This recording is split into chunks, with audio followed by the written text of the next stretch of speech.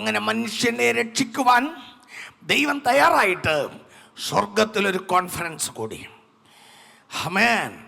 അവിടെ ഒരു പിതാവിൻ്റെ ശബ്ദം ഉയർന്നു, ആർ നമുക്ക് വേണ്ടി പോകും? പുത്രനായ ക്രിസ്തു പറഞ്ഞു, അടിയനിതാ, അടിയനെ അയക്കണമേ. പുത്രനായ ക്രിസ്തു ദൈവത്വം ഊരി വച്ചിട്ട് വെറും ഒരു മനുഷ്യനായി, ഒരു സ്ത്രീയുടെ ഗർഭാശയത്തിൽ ഒതുങ്ങി അവിടെ ജനിച്ചു വളരുന്ന ഒരു മനുഷ്യനായി ലോകത്തിൽ വന്നു.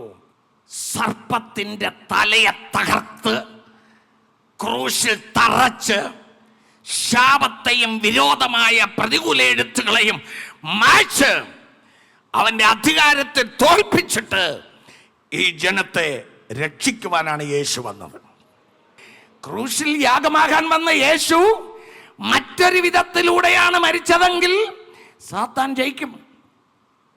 പക്ഷെ ക്രൂശിൽ വചനം പോലെ ക്രൂശിൽ യാഗമാക്കാൻ യേശു കാൽവരി മലമുകളിൽ മനുഷ്യന്റെ പാപത്തിന്റെ ഭാരത്തെ ചുമന്നുകൊണ്ട് ആ 3 ആണികളിന്മേൽ മരക്രൂശിൽ തറയ്ക്കപ്പെട്ടപ്പോൾ യേശു അവിടെ അവസാനം പറഞ്ഞ വാക്ക്, സകലവും നിവർത്തിയായി.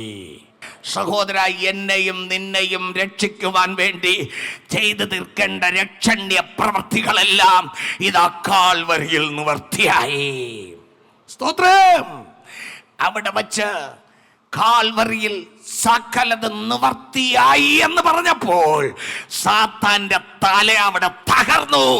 ഇതുവരെക്കും നിനക്കും എനിക്കും വിരോധമായി എന്ന് പറഞ്ഞ നിത്യ മരണമെന്ന നാശത്തിലേക്ക് എഴുതി തള്ളപ്പെട്ട എനിക്കും നിനക്കും ആ വിരോധമായ കൈയെഴുത്ത് ഇതാ ക്രൂശിൽ തറച്ചു.